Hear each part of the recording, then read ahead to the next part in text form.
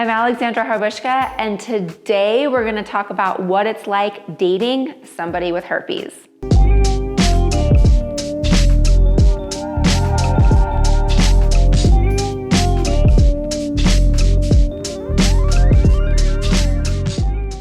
Okay, so you're probably watching this video if you have just been disclosed to. So there's somebody you really like or somebody you're hot and heavy with, and they just came to you and they're like, hey, I have herpes. Okay, so before we freak out or before we, start going a million miles per hour, I'm really glad that you're here because there's a lot there that we need to know about having herpes, and there's so much misinformation out there. I have 5 specific things I want to talk to you about. So number 1, this person really cares about you.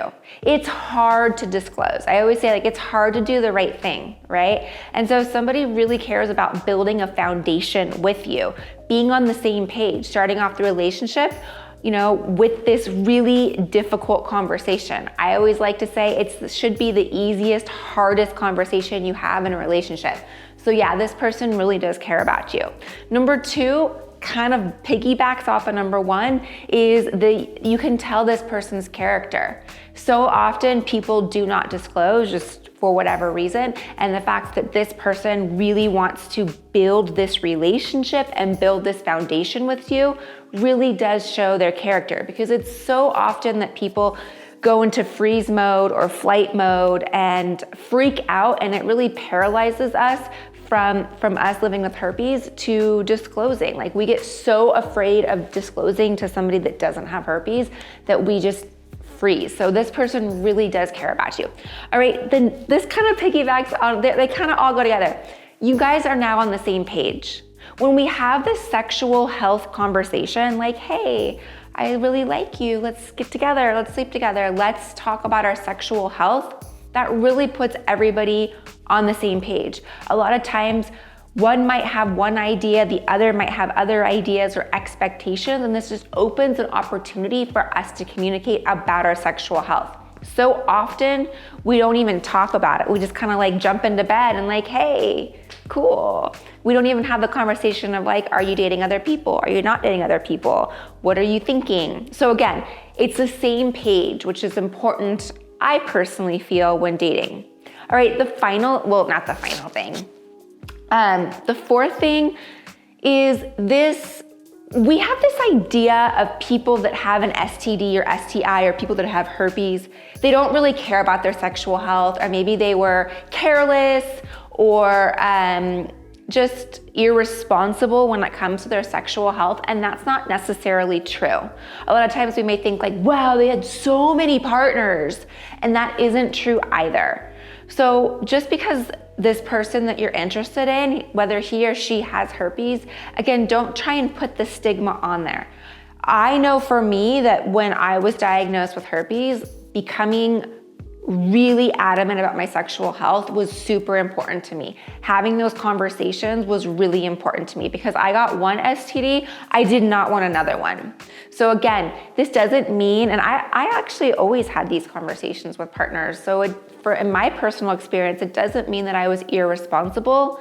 It just means that the communication wasn't strong, or whatever happens in everyone's situation. Everyone's story or journey of getting herpes is very different. So just don't think they don't care or whatever. I've heard that a lot from people in our group that are that my partner thinks that I don't really care. No, don't think that. Your partner is probably more adamant about their sexual health than before.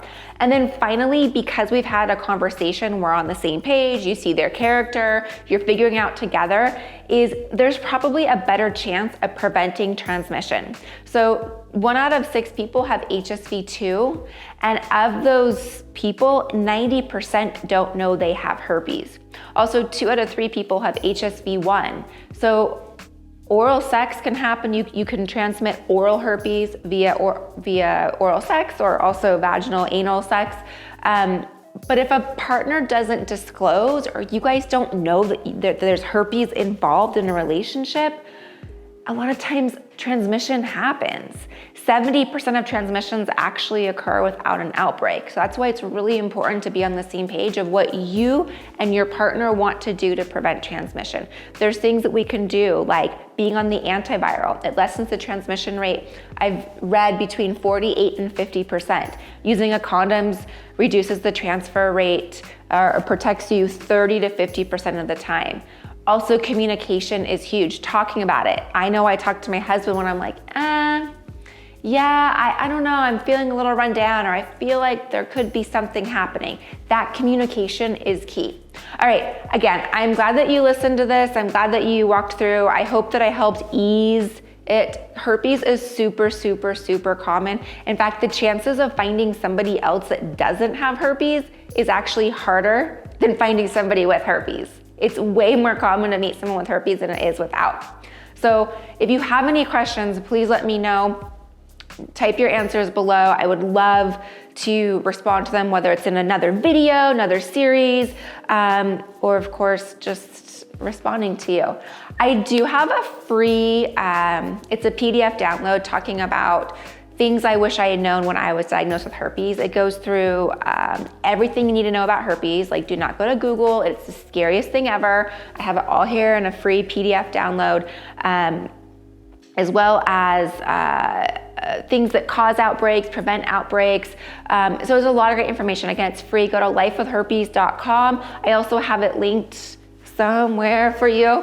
And yeah, go on ahead and download it. All right, I will see you soon in the next video. Have an awesome rest of your day, and I'll see you soon. Bye.